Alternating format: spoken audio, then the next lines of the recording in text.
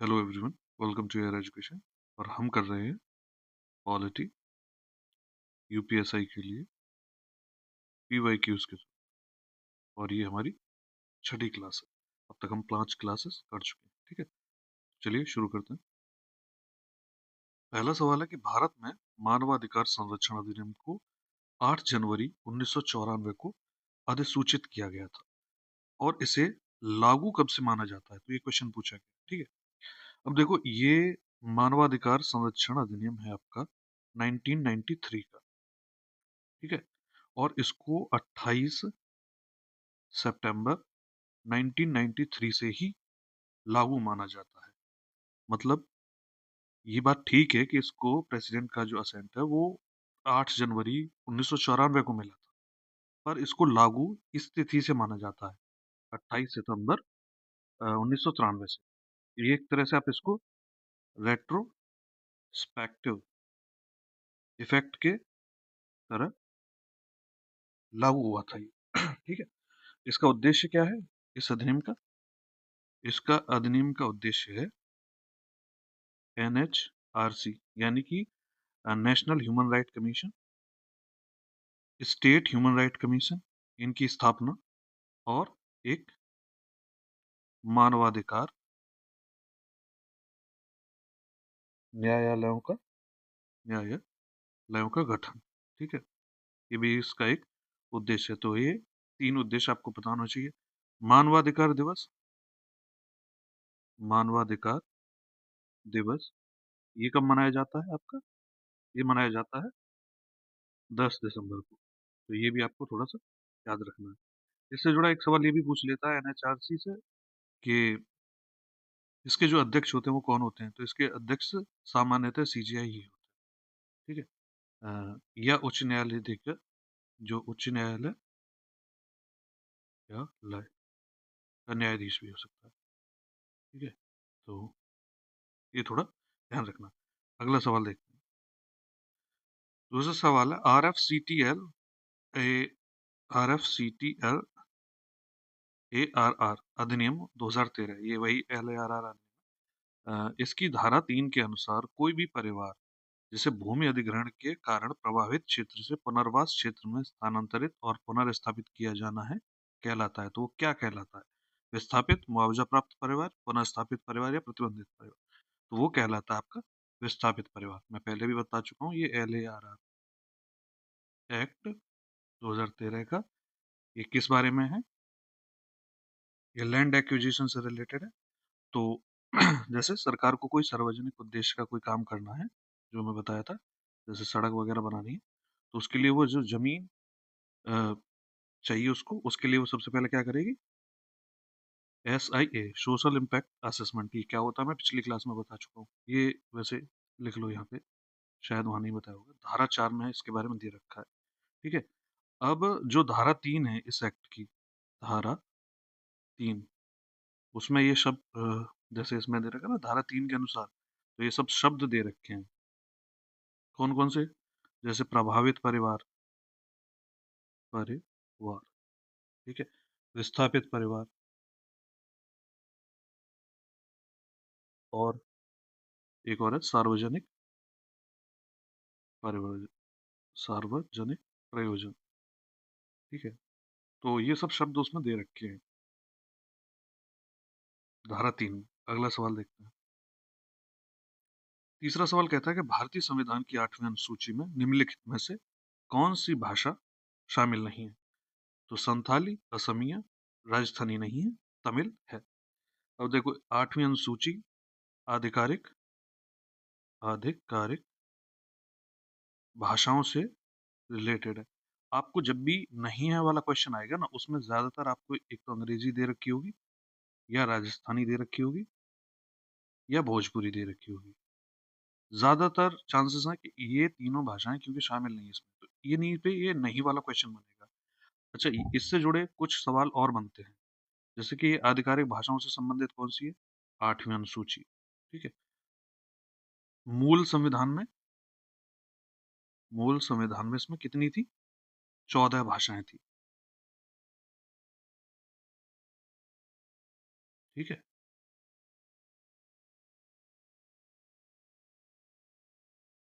अब 21वां संविधान संशोधन हुआ, 21वां, तो एक और भाषा जुड़ती है 1967 में, कौन सी? सिंधी। उसके बाद एक संविधान संशोधन होता है 71वां, कब? 1992 में, ये भी याद थोड़ा रखना, 1992 में हुआ। और कौन सी भाषा जुड़ी? न, म, क। इसके बारे में मैं पहले भी बता चुका हूँ। न से नेपाली, म से मणिपुरी, और क से कोंकणी। ठीक है, दो तीन बार पढ़ोगे तो याद हो जाएगा, कंफ्यूजन नहीं होगा कि माँ से मणिपुरी है या क्या है। ठीक है, अब एक और तीसरा 92वां संविधान संशोधन, और इस संविधान संशोधन में क्या होता है 2003 में। बोडो मास से आप इसको याद रख सकते हो, बोडो, डोगरी, मैथिली और संथाली। ठीक है,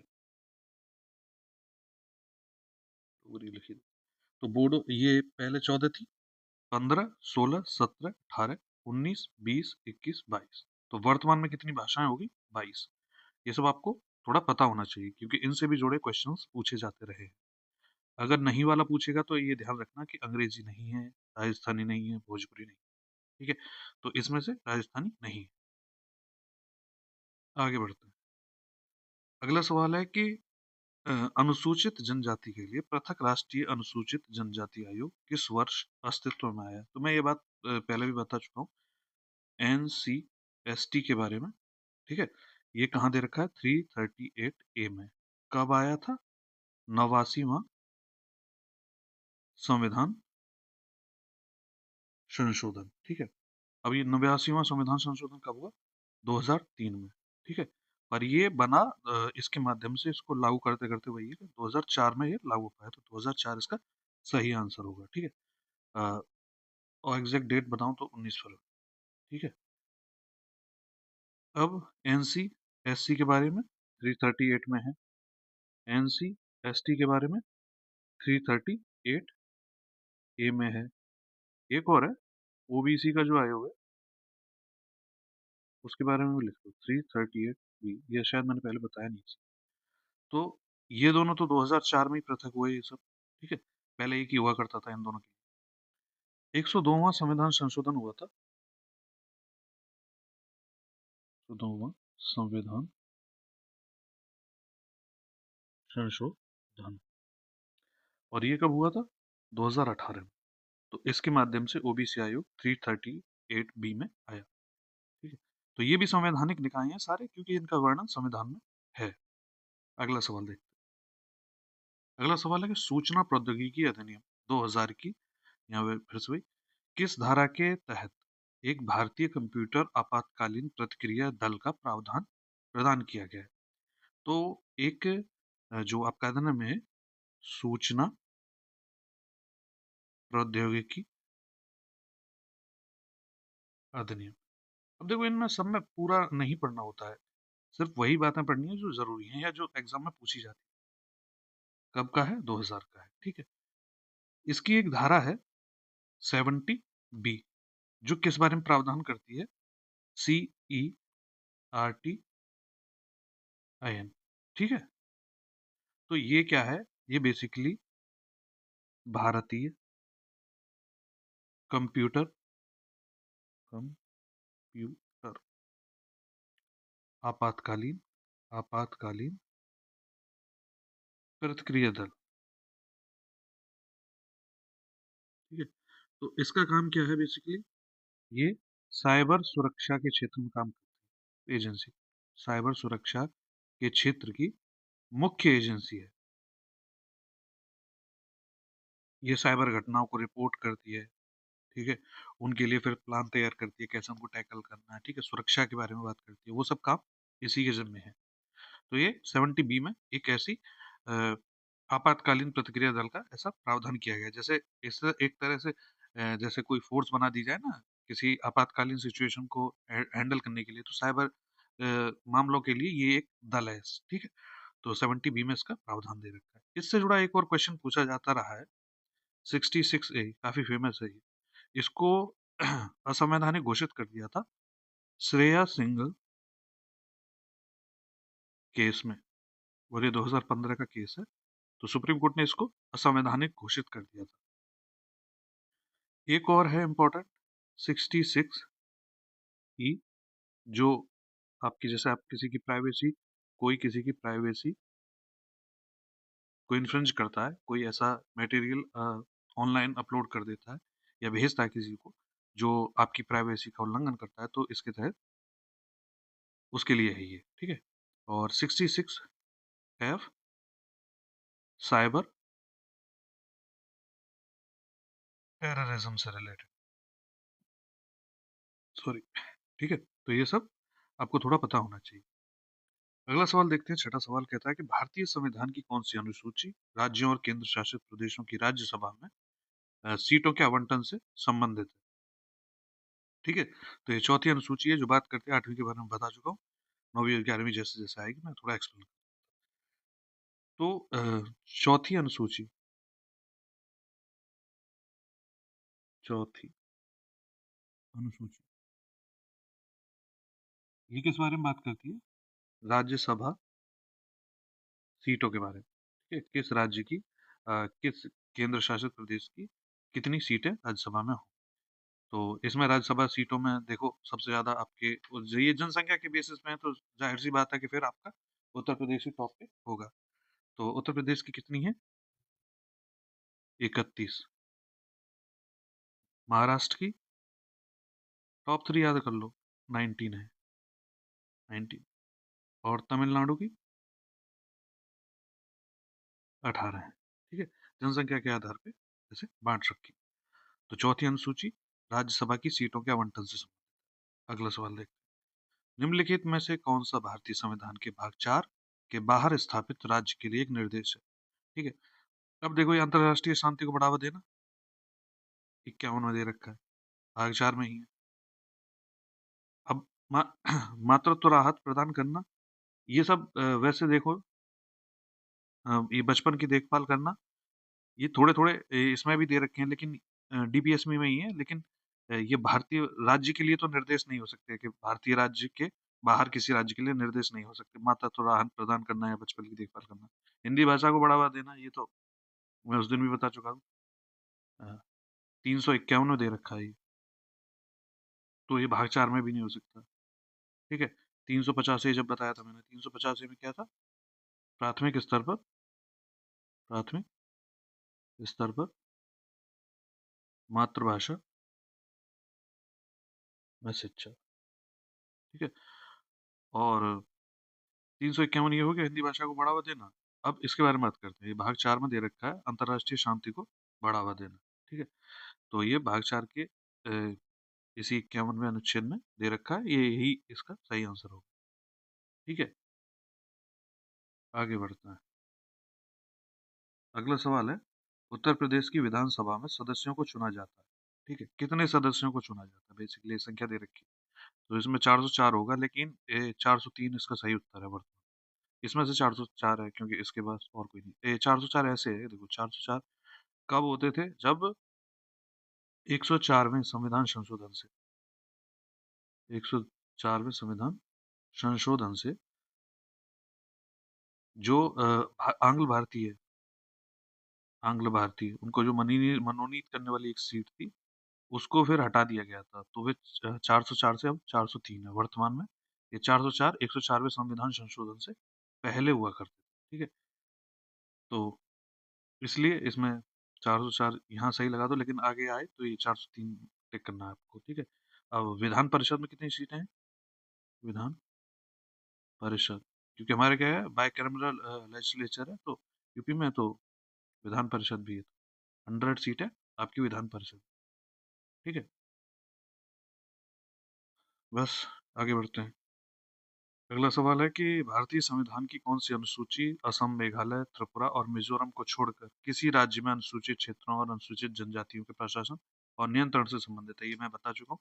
5वीं अनुसूची में मैंने बताए थे, एएमटीएम को छोड़ दो, एएमटीएम। अच्छा, यहाँ ध्यान रखना, ये दोनों सारे ही याद, असम मेघालय, त्रिपुरा और मिजोरम। तो मिजोरम को मेघालय से, सॉरी, असम, मेघालय, त्रिपुरा और मिजोरम। हाँ, मणिपुर से कंफ्यूजन नहीं करना है, ठीक है, एम को, किसी भी एम को। तो मेघालय और मिजोरम है इसमें। एम टी एम नाम से याद रख सकते हो, ठीक है, या ममता भी रख सकते हो, ममता, ठीक है, ऐसे भी याद रख सकते हो। और ये पांचवी अनुसूची में जो 10 राज्यों के बारे में दे रखा है, ये वाले 6वीं अनुसूची में दे रखे हैं, ठीक है। इन चारों के लिए जो जनजातीय प्रशासन के या इनके नियंत्रण से संबंधित मामले 6वीं अनुसूची में। थोड़ा सा डिफरेंस है, जो 10 राज्य हैं जिनके जो जनजातीय क्षेत्र है उनके प्रशासन से संबंधित है, और ये जो है उसमें 10 राज्य कौन से हैं उनको भी लिखें। चलो, तो एक तो हो गया आंध्र प्रदेश, दूसरा तेलंगाना, मध्य प्रदेश, ऐसे ही बताया था मैंने, महाराष्ट्र, ठीक है, गुजरात, राजस्थान, झारखंड, छत्तीसगढ़ और आपका हिमाचल और उड़ीसा, ठीक है, हिमाचल प्रदेश और उड़ीसा। ये आपके 10 राज्य हैं जो पांचवी अनुसूची में है, फिफ्थ शेड्यूल में। अब ये छठी वाली में एएमटीएम है। इनमें थोड़ा सा डिफरेंस ये है कि जैसे ये वाले राज्यों को थोड़ी ज्यादा स्वायत्ता प्रदान है, ठीक है। जैसे पांचवी वाली अनुसूची में जनजाति सलाहकार परिषद का गठन की बात की है, परिषद का गठन। और यहाँ पे क्या होगा, स्वायत्त जिला परिषद की बात की है, ठीक है। तो बेसिकली अंतर ये है कि इनके पास थोड़ी ज्यादा स्वायत्ता होती है, ज्यादा ऑटोनमस पावर होती है, इनके पास थोड़ी कम होती है, ठीक है। तो ये इस बारे में है। और थोड़ा सा ही अंतर है, बस इनके पास पावर ज्यादा है एएमटीएम के पास, ये याद रखना। ये पांचवी में है और ये छठी में, ठीक है। ये यहाँ नहीं, ये पांचवी वाली ये है फिफ्थ, 10 राज्य है, और छठी वाली में 4 राज्य, ठीक है। आगे बढ़ते हैं। 10वां सवाल कहता है, उपयुक्त सरकार विधिवत गठित सलाहकार बोर्ड के समक्ष कितने दिन की अवधि के भीतर उन आधारों को रखेगी जिन पर राष्ट्रीय सुरक्षा अधिनियम के तहत निरोध का आदेश दिया गया है। तो ये सलाहकार बोर्ड के बारे में मैं पिछली वाली क्लास में बता चुका हूँ, और ये भी बताया था कि इसको कब तक बताना होता है, 3 सप्ताह की, सप्ताह की लिमिट बताई थी मैंने। तो निरोध की तिथि से 3 सप्ताह। और उसके बाद फिर सलाहकार बोर्ड को क्या करना होता है, सलाहकार जो बोर्ड होता है उसको क्या करना होता है, 1 सप्ताह के अंदर बताना होता है कि भाई इस बंदे को आपने, जिसको प्रिवेंटिव डिटेंशन के अंदर रखा है, उसको रखना भी है या नहीं, वो वास्तव में खतरा है भी या नहीं है, ठीक है। तो मैं ज्यादा टाइम नहीं खींचूंगा यहाँ पे, आगे बढ़ते हैं। निम्नलिखित में से कौन सा देश सरकार के एकात्मक मॉडल का अनुसरण करता है? एकात्मक मॉडल का मतलब होता है जहाँ केंद्र के पास ज्यादा शक्तियां होती हैं, केंद्र ज्यादा पावरफुल होता है। संयुक्त राज्य अमेरिका में तो जो राज्य हैं उनके अपने संविधान भी है, तो यहाँ तो स्वायत्ता की भरमार है, तो ये नहीं है। इसमें चीन सही आंसर, ठीक है।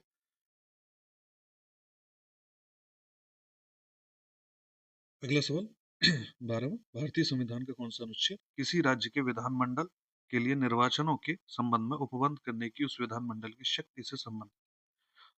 तो कोई राज्य है, जैसे उसका विधानमंडल है, मतलब उसकी अ, विधान परिषद, और या विधानसभा या विधान परिषद, दोनों मिला के भी, ठीक है।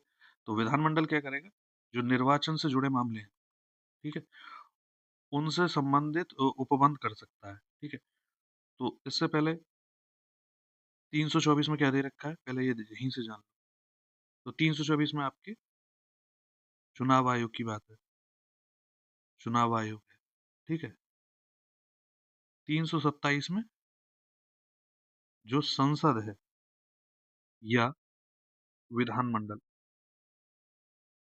ठीक है, संसद मतलब केंद्र का, विधानमंडल मतलब राज्यों के विधानमंडल, ठीक है। इनसे जुड़े जो चुनाव हैं उनको रेगुलेट करने की, उनसे संबंधित नियम बनाने की केंद्र की शक्ति है, ठीक है। और 328 में यही शक्ति विधानमंडलों को, राज्य के विधानमंडलों की शक्ति के बारे में है, ठीक है। अगर वो चाहें तो वो भी नियम बना सकते हैं, पर अगर इसके नियम बने होंगे तो इसके लागू रहेंगे, फिर इसके नहीं मानने जाएंगे। फिर उसके लिए पूरा प्रेसिडेंट वगैरह से अ, अनुमति लेनी होती है। अगर ये तूने पढ़ा होगा और दोनों चीज़ों के बारे में कि अगर कैसे केंद्र का बनाया कोई कानून है तो वो लागू रहता है। ठीक है, अगर सेम विषय है तो, अगर कोई विषय है जिस पर केंद्र और राज्य दोनों कानून बना देते हैं तो केंद्र वाला लागू रहता है, अगर राज्य को अपना चलाना है तो फिर वो प्रेसिडेंट से वगैरह पूरा परमिशन वगैरह वो लेनी पड़ती है। ठीक है, तो विधानमंडल के बारे में 328 में दे रखा है, तो ये वाला इसका सही आंसर होगा। आगे बढ़ते हैं। 13वां सवाल कहता है कि राज्य सूची में शामिल विषयों पर संसद को कानून बनाने का अधिकार देने वाले प्रस्ताव को राज्यसभा में पारित होने के लिए निम्न में से क्या अनिवार्य है। ठीक है, तो उपस्थित सदस्य जो हैं राज्यसभा में, उनका 2/3 बहुमत और मतदान ये आवश्यक है, तब जाके आप इस प्रस्ताव को पारित करा सकते हैं। अब देखो, ये प्रस्ताव विशेषकर राज्यसभा में ही पारित किया जा सकता है, तो ये बात भी आपको याद रखनी है कि राज्य सूची का कोई विषय है, जैसे कोई विषय है जो राज्य सूची का है, तो इस पर अगर संसद को कानून बनाना है, तो इस तरह का प्रस्ताव केवल राज्यसभा में आ सकता है। और राज्यसभा से भी वो कैसे पारित होगा, जितने सदस्य उपस्थित हैं, ठीक है, उनका 2/3 बहुमत, ठीक है, और मतदान, ये इस तरह का मामला है। चलो आगे बढ़ते हैं। वैसे ये 249 में दे रखा है, अगर आर्टिकल जानना हो तो। आगे बढ़ते हैं। 14वां सवाल कहता है कि किस अ, अनुच्छेद द्वारा गारंटित अधिकारों को छोड़कर मौलिक अधिकारों को राष्ट्रीय आपातकाल के संचालन के दौरान निलंबित किया जा सकता है। तो क्वेश्चन ये पूछ रहा है कि कौन से ऐसे अधिकार हैं जिनको राष्ट्रीय आपातकाल, ये सॉरी, किस अनुच्छेद द्वारा गारंटित अधिकारों को छोड़कर, अच्छा हाँ, मतलब किसको नहीं निलंबित किया जा सकता है, बेसिकली ये पूछ रहा है। इनको छोड़कर मौलिक अधिकारों को राष्ट्रीय आपातकाल संचालन के दौरान निलंबित किया जा सकता है। तो वो मैंने बताया भी था, 20 और 21, ये दोनों एक ऐसे आर्टिकल है जो होते ही नहीं है निलंबित। अच्छा, कौन से हो जाते हैं? 19 तो खुद ही हो जाता है स्वतः, ठीक है।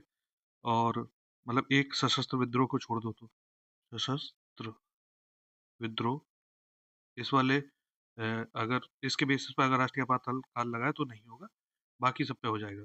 पर ये हो सकता है फिर अगर चाहें तो, कैसे? 359 में अगर राष्ट्रपति क्या करें, राष्ट्रपति घोषणा के माध्यम से क्या कर सकते हैं, निलंबित कर सकते हैं, तो बाकी सब भी हो जाते हैं। बस ये 20-21 नहीं हो सकते, ये क्वेश्चन ऑप्शन ही गलत दे रखे हैं, 21 नहीं होता है, ठीक। तो 20-21 नहीं होते। अगला सवाल है, भूमि अधिग्रहण, पुनर्वास और पुनर्स्थापन अधिनियम 2013 में उचित मुआवजे और पारदर्शिता के अधिकार के तहत एक प्रभावित परिवार के रूप में अर्हता प्राप्त करने के लिए भूमि अधिग्रहण से पहले कितने समय के लिए एक परिवार की आजीविका का प्राथमिक स्रोत वनों पर निर्भर होगा, और ऐसी भूमि के अधिग्रहण से उनकी आजीविका प्रभावित होती है। तो मैंने पहले भी कहा था, ये क्वेश्चंस थोड़े लेंदी बनाए जाते हैं और लैंग्वेज थोड़ी टफ होती है। जैसे भी यहाँ ब्लैंक कर दिया, यहाँ फिर सीधा सिंपल क्वेश्चन, अगर एक क्वेश्चन वर्ड दे दिया होता है कि किस अवधि के या कैसे, इस तरह का, तो वो ज्यादा इजी हो जाता है। बेसिकली क्वेश्चन ये पूछ रहा है कि जो LARR एक्ट, ठीक है, 2013 का, ठीक है, उसमें जो मुआवजे की मतलब एक उचित मुआवजा दिया जाए, पारदर्शिता के साथ दिया जाए, उसके प्रभावित परिवार अगर है कोई, जिसको प्रभावित परिवार, मैंने बताया भी था धारा 3 में, प्रभावित परिवार है, तो उसको मतलब किसको प्रभावित परिवार माना जाए, तो उस व्यक्ति को, उस परिवार को प्रभावित परिवार माना जाएगा जिसकी जमीन, ठीक है, या घर, ठीक है, सरकार ले रही है, और वो उस जमीन पर या घर पर उससे, या जमीन घर पर रह रहा हो, या उस जमीन से उसकी जो आजीविका आती है, वो लगातार 3 वर्षों से, पिछले 3 वर्षों से वहां पे रह रहा हो, या अपनी आजीविका उस जमीन से प्राप्त कर रहा हो, तो उसको वहां पे प्रभावित परिवार माना जाएगा। तो यहाँ 3 वर्ष, सही है। तो ये सवाल पूछा गया है, घुमा फिरा कर पूछा है, ठीक है। अगला सवाल देखते हैं, निम्नलिखित में से किस भारतीय राज्य में 5वीं अनुसूची क्षेत्र है? तो 5वीं अनुसूची का क्षेत्र मैंने अभी बताया, गुजरात, कर्नाटक है नहीं, उत्तराखंड है नहीं, केरल है, ठीक है। 10 राज्य हैं, अभी बता चुका हूँ। गुजरात, राजस्थान, मध्य प्रदेश, महाराष्ट्र, अ, आंध्र प्रदेश, तेलंगाना, और कौन से थे, छत्तीसगढ़, झारखंड, और हिमाचल प्रदेश, और उड़ीसा, ठीक है। ये याद रखने हैं, चाहो रख सकते हो। भारत के सर्वोच्च न्यायालय के मामले में भारतीय संविधान के अनुच्छेद 72 के तहत राष्ट्रपति की शक्ति के प्रयोग के लिए कोई दिशा निर्देश निर्धारित करने से इनकार कर दिया। अनुच्छेद 72 के तहत राष्ट्रपति की जो शक्ति है, ठीक है, उसके मामले में फिर ये जो केहर सिंह वर्सेस भारत संघ का एक मामला है, 1989 का एक मैटर था। तो इसमें क्या था कि सुप्रीम कोर्ट ने मना कर दिया कि हम राष्ट्रपति को ये गाइडलाइन नहीं दे सकते कि वो किन आधारों पर क्षमा की शक्ति का अपना प्रयोग करेंगे, ठीक है। वो क्षमा कई तरह से करते हैं ना, एक तो क्षमा होता है, लघुकरण किया जाता है, ये राष्ट्रपति की शक्ति है, परिहार हो जाता है, एक होता है विराम, और एक होता है प्रविलंबन, ठीक है। क्षमा में तो क्षमा ही कर देना है। लघुकरण में क्या किया जाता है कि सजा की प्रकृति को बदल दिया जाता है, ठीक है। और परिहार में अवधि कम कर दी जाती है। और विराम में क्या होता है कि अगर कोई विशेष स्थिति है, ठीक है, तो उसके लिए सजा कम कर दी जाती है। और प्रविलंब में क्या होता है कि कुछ समय के लिए, मतलब अभी के लिए, फिलहाल के लिए टाल दिया जाता है, ठीक है। मान लो किसी को डेथ सेंटेंस मिली हो, तो फिर उसको अभी वर्तमान के लिए टाल दिया जाता है, विचार के लिए रख दिया जाता है, ठीक है। तो इस तरह का मामला था केहर सिंह वर्सेस भारत संघ, 1989। तो इसमें सुप्रीम कोर्ट ने मना कर दिया था कि नहीं, हम राष्ट्रपति को ये गाइडलाइन नहीं दे सकते, क्योंकि ये अलग अलग मामलों में अलग अलग स्थिति हो सकती है, तो आप ऐसे कैसे बनाएंगे। दूसरा, लेकिन हाँ, उसमें ये बोला गया था, कोर्ट ने ये भी बोला है कि ऐसा नहीं है कि ये शक्ति अ, ऐसी हो कि आप इसका मनमानी तरीके से आप इस्तेमाल कर सकते हैं। अगर ऐसा पाया जाता है कि इसका मनमाने तरीके से इस्तेमाल किया जा रहा है, तो ये भी न्यायिक समीक्षा के अधीन है, ठीक है। कोर्ट इसको भी रिव्यू कर सकता है। 18वां सवाल था कि किस धारा के तहत सूचना के अधिकार अधिनियम में प्रावधान है कि कोई भी जानकारी जो किसी भी व्यक्ति को उसके वैश्विक रिश्ते के में उपलब्ध है, उसका तब तक खुलासा करने की आवश्यकता नहीं है जब तक कि वह व्यापक सार्वजनिक हित में एक तरह के प्रकटीकरण की आवश्यकता न हो। बेसिकली क्वेश्चन ये पूछ रहा है कि जैसे मान लो वैश्विक रिश्ता, पहले तो यही समझ लो, वैश्विक रिश्ता ये वो रिश्ते होते हैं जैसे वकील मुवक्किल, ठीक है, डॉक्टर मरीज, या और कौन हो सकता है, यही दो एग्जांपल है, ठीक है। अब इन दोनों का रिश्ता क्या है कि मुवक्किल अपने विश्वास के कारण वकील को कोई बात बताता है, ऐसे ही मरीज अपने विश्वास के कारण डॉक्टर को कोई बात बताता है। तो अब डॉक्टर या वकील को इस अधिनियम के तहत, यानी कि सूचना का जो अधिकार है, सूचना का अधिकार के तहत इनको बाध्य नहीं किया जा सकता है उस बात को बताने के लिए, ठीक है। सूचना के अधिकार के तहत आप ये नहीं पूछ सकते कि वकील साहब बताओ, वो वकील ने मतलब क्या आपको बताया, क्यों, क्योंकि वो उसने एक वैश्वासिक रिश्ते के कारण उसको बताई है, ये होता है, ठीक है। मरीज किसी विश्वास के कारण ही अपने डॉक्टर को अपनी पूरी बात बता पा रहा है। तो सूचना के अधिकार में ये है कि उसको बताने की आवश्यकता नहीं है तब तक, जब तक कि वो कोई ऐसा मामला ना हो जो पब्लिक से जुड़ा हो, ठीक है। सार्वजनिक हित में इसके प्रकटीकरण, यानी इसको बताने की आवश्यकता ना हो, ठीक है। तो ऐसा इसमें दे रखा है, ठीक है। तो ये वाली धारा है आपकी 81E, 81E में ऐसा दे रखा है आपका। बढ़ते हैं आगे।